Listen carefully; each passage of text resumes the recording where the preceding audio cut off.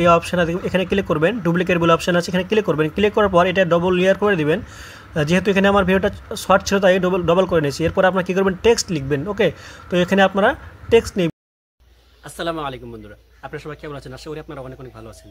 তো বন্ধুরা, আজকে আমি এই ভিডিওর মাধ্যমে দেখাবো কীভাবে আপনারা আপনাদের ব্যাকগ্রাউন্ডে আপনাদের পিছনে যে টেক্সট লেখা ওঠে, যেগুলো অনেক বড় ইউটিউবাররা ইউজ করে, যে টেক্সটগুলো আপনারা কীভাবে লিখবেন, কীভাবে টাইপিং করবেন। তো আজকে এই ভিডিওর মাধ্যমে আপনাকে দেখাবো কীভাবে আপনারা টেক্সটগুলো টাইপিং করবেন এবং স্টাইলটা করবেন। তো এই ভিডিওটা আপনারা প্রথম থেকে শেষ পর্যন্ত দেখবেন, এবং যারা আমার চ্যানেল নতুন হয়েছেন অবশ্যই আমার চ্যানেলটিকে সাবস্ক্রাইব করে পাশে থাকা বেল আইকনটি ক্লিক করে নোটিফিকেশনটি অবশ্যই অল করে রাখবেন।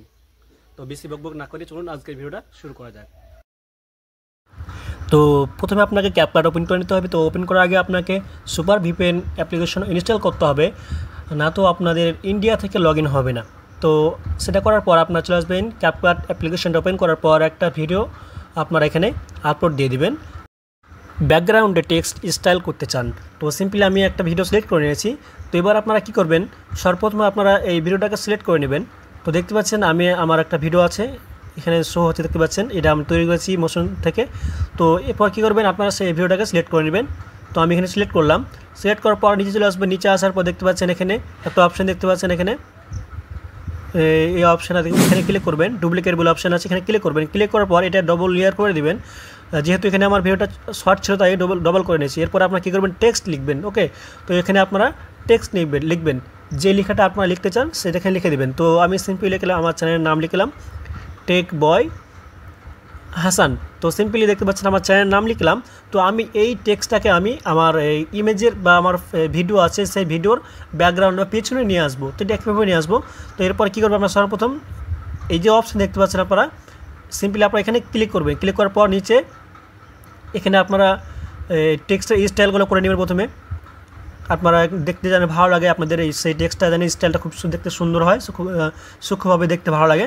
তো এরপর কী করবেন, এই টেক্সটের স্টাইলটা আপনার করার পর সিম্পলি আপনারা টেক্সটে ক্লিক করবেন। ক্লিক করার পর এখানে এক্সপোর্টে ক্লিক করে দিবেন। প্রথম কাজ হচ্ছে আপনারা এক্সপোর্ট করবেন। এক্সপোর্ট করা হয়ে গেলে সিম্পলি আপনারা ব্যাকে আসবেন। ব্যাকে আসার পর আবার নিউ প্রজেক্টে ক্লিক করার পর যেটা এক্সপোর্ট করেছিলেন সেই ভিডিওটাকে আপনারা সিলেক্ট করবেন। সিলেক্ট করার পর এখানে দেখতে পাচ্ছেন আমার এই ভিডিওটা সিলেক্ট করা হয়ে গেছে। তো সিম্পলি আমরা এখানে ডিলিট করে দেবো, ক্যাপকাট যে লোগোটা আছে ডিলিট করে দিলাম। তো এরপর কী করবেন, ওপরে দেখুন ডুপ্লিকেট আরেকটা কী করবেন, অ্যাড লেয়ার বলে অপশান আছে। সিম্পলি আপনারা যেটা আগে ছিল, যে আগে যে আপনারা প্রথমে সিলেক্ট করেছিলেন সেই ভিডিওটাকে এখানে আপনারা সিলেক্ট করবেন। তো দেখতে পাচ্ছেন আমি সিলেক্ট করে নিয়েছি। তো এরপর কী করব, এটাকে আবার ডুপ্লিকেট করে নেব। তো দেখতে পাচ্ছেন এখানে আমি সিলেক্ট করেছি 2 নম্বরটা। তো এখানে আমি ডুপ্লিকেট করব। ওকে, তো ওয়েট করেন একটু। তো হ্যাঁ, দেখতে পাচ্ছেন এই ডুপ্লিকেট অপশান পেয়ে গেছি। তো এখানে ডুপ্লিকেট ক্লিক করে দিলাম। তো ডুপ্লিকেট ক্লিক করার পর এখানে আপনারা একটু জুম করে বড় করে দিবেন। জুম করে বড় করা হয়ে গেলে সিম্পলি আপনাদের কাজ মোটামুটি কমপ্লিট। তো এরপর যেটা করবেন, তো আমাদের যে টেক্সটটা এখন দেখতে পাচ্ছি না, তো দেখার জন্য কী করতে হবে, আমাদের সর্বপ্রথম নিচে যে দেখতে পাচ্ছেন অপশান দুটা যে সিলেক্ট করেছিলাম যে ভিডিওটা, অনেক ক্লিক করবেন। ক্লিক করার পর এখানে ব্যাকগ্রাউন্ড রিমুভ, ঠিক আছে। তো এখানে দেখতে পাচ্ছেন অটো রিমুভ। তো যেখানে অটো রিমুভাল রয়েছে সেখানে আপনারা ক্লিক করবেন। ক্লিক করার পর দেখতে পাচ্ছেন আমাদের কাজটা মোটামুটি কমপ্লিট। দেখুন আমাদের যে ব্যাকগ্রাউন্ডে যে টেক্সটটা রয়েছে আমাদের পিছনে চলে গেছে, আমাদের ইমেজের পিছনে চলে গেছে বা আমাদের ভিডিওর পিছনে চলে গেছে।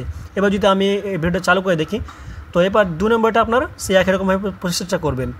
তো কী করবেন, হ্যাঁ রিমুভ করবেন, তারপরে অ্যাড অটো রিমুভাল ক্লিক করবেন। ক্লিক করার পর দেখতে পাচ্ছেন অটোমেটিক এটা রিমুভ হয়ে যায় ব্যাকগ্রাউন্ডটা। তো এরপর দেখতে পাচ্ছেন আমি একটা প্লে করে দেখাবো একটু। তো দেখুন যে আমার যে ক্যারেক্টারটা চলাহাঁটা করছে তার পেছনে ব্যাকগ্রাউন্ডে কী রয়েছে, টেক্সটটা রয়েছে, এবং সেটিকে সামনে দেখতে পাওয়া যাচ্ছে না, সেটি মনে হচ্ছে যে পেছনে রয়েছে। সো গাইজ, এরকম করে আপনারা